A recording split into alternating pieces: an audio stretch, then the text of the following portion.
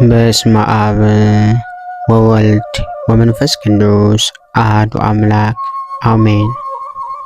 እንኳን በሐምሌ 16 ቀን ታስበውና ተከብረው ለሚውሉ ለቅዱሳን በዓላት በዚች ቀን ቅዱስ አባት ወንጌሉ ዘወርቅ የተባለ ዮሐንስ ያረፈበት የዕረፍት መታሰቢያ በዓል በሰላም አደረሳችሁ አደረሰን። ቅዱስ አባት ወንጌሉ ዘወርቅ ይህ ቅዱስ ከሮሜ ሀገር ነበረ። አባቱም አጥራቢዮስ የሚባል ባለጠጋ ነው። የእናቱም ስም ብዱራ ይባላል። እንድማርም ለመምህር ሰጡት። ቅዱሳት መጽሐፍትንም ተማረ። ከዚህ በኋላ ገበታው የወርቅ የሆነ ወንጌልን ያሰራለት ዘንድ አባቱን ለመነው። አባቱም እንደፈለገው አሰራለት።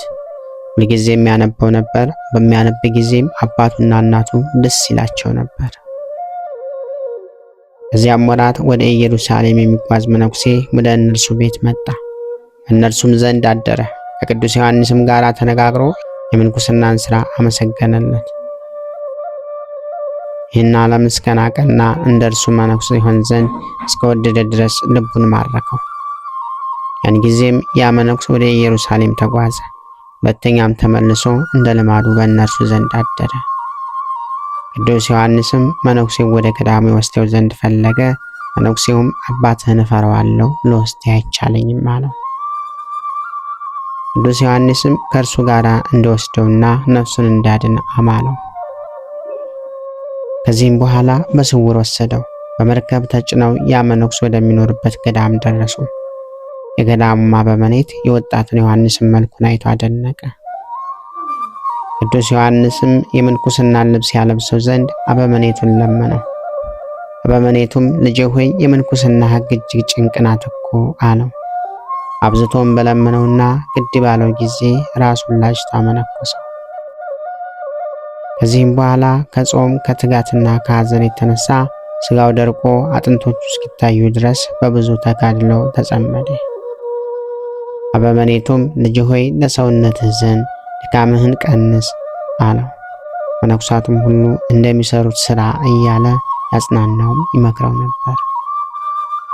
በዚህ ተጋድሎም 7 ዓመት በሆነው ጊዜ ከእርሱ በረከት ትቀበል ዘንድ ከመሞት በፊት ወደ አባትና እናትህ የሚል ራእይን አየ። ይህንንም ራእይ በ3 ሌሊቶች ውስጥ አየ። ለአበምኔቱም እንዴት እንዳየ ነገረው።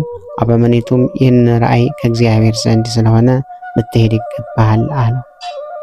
ከገዳሙም በወጣ ጊዜ አንድ ምስኪን ሰው ጨርቅ ለብሶ አገኘ። የእርሱንም ልብስ ሰጥቶት ጨርቁን ወሰደ። ወደ አባቱ ቤትም በደረሰ ጊዜ በትንሽ ጎጆ ውስጥ በአባቱ ደጅ በጾም በጸሎትና በስግደት እየተጋደለ ባሮች ከአባቱ ማዕድ የሚጥሉለትን ፍርፋሪ እየተመገበ 7 ዓመት ኖረ። እናቱም በአንጻሩ ስታልፍ የሚከረፋ ሽታው ያስጨንቃት ነበር። ረፍቱም በቀረበ ጊዜ የእግዚአብሔር መልአክ ከ7 ቀን በኋላ ከዚህ ዓለም ትወጣለህ ብሎ ነገረው። ያን ጊዜም ወደ እናቱ ልኮ ልመናውን ልትሰማ ወደ እርሱ መጣች።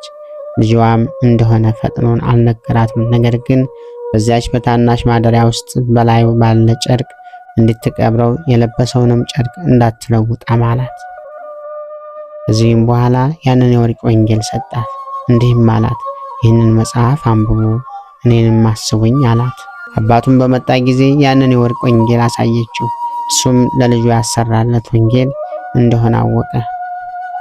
አባቱና እናቱም ወደ እርሱ ሄደው ስለ ልጃቸው ጠየቁት።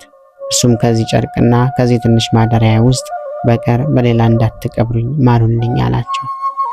በማላቸውም ጊዜ እርሱ ልጃቸው እንደሆነ ነገራቸው። ያን ጊዜም ጮኹ፣ መሪር ለቅሶንም አለቀሱ። የሮሚ ከተማ ሽማግሌዎችና ሕዝቡ ሁሉ ተሰበሰቡ። 7ቱ ቀንም ሲፈጸም ቅዱስ ዮሐንስ አረፈ። እናቱ መሐላዋን ረስታ አስቀድማ ለሰርጉ ያዘጋጀቻቸውን ያማሩ ልብሶች አውጥታ ገነዘችው። በዚያችም ጊዜ ታመመች። አባቱ ግን መሐላውን አስታውሶ እነዚህ ያማሩ ልብሶች አስወግዶ በጨርቆቹም ገነዙት። በዚያ በትንሽ ማደሪያ ውስጥ ቀበሩት። ከስጋውን በሽተኞች የሚፈወሱበት ታላቅ ድህነት ተገኘ። ከዚህ በኋላ በስሙ ያማረች ቤተክርስቲያን ሰርተው ስጋውን በውስጧ አኖሩ። እርሱም ታላላቅ ድንቆችና ተአምራቶች ተገለጡ። እግዚአብሔር ምስጋና ይሁን። እኛንም በቅዱሳኑ ጸሎት ይማረን፣ በረከታቸውም ከኛ ጋር ትኖር ለዘላለሙ አሜን። ክብር ምስጋና ይሁን አንድ አምላክ ለሚሆን ለአብ ለወልድ ለመንፈስ ቅዱስ ስም እስከ ዘላለሙ አሜን። ጌታ ሆይ ከብልጽግናቸው ብዛት የተነሳ ብዙ መባን ካገቡት ይልቅ የድሃይቱን አነስተኛ መባ እንደተቀበልክ ለሁል ጊዜ የሚያገለግልሁን አላፍ መላእክት እያሳሰብ በችግሬ ጊዜ የማቀርብልህን ምስጋና ተቀበል።